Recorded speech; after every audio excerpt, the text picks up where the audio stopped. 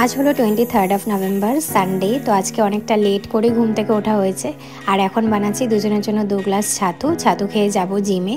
তো আমি তো অলমোস্ট রেডি, বাট এখানে অভি রেডি হয়নি, তো ওকে অনেকক্ষণ ধরে একটু বিরক্ত করছিলাম। আমার তো জিমের জন্য রেডি হতে বেশিক্ষণ লাগে না, জাস্ট সানস্ক্রিন আর লিপ বাম।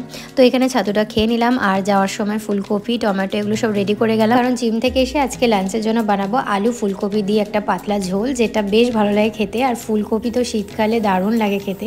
আর এখানে অভিও রেডি হয়ে গেছে, দেন বেরিয়ে পড়লাম জিমের জন্য। আর আজকে অনেকটাই লেট হয়ে গেছে, প্রায় 12টা বাজে। Most of the Saturday Sunday আমাদের এরকমই লেট হয় আর কি।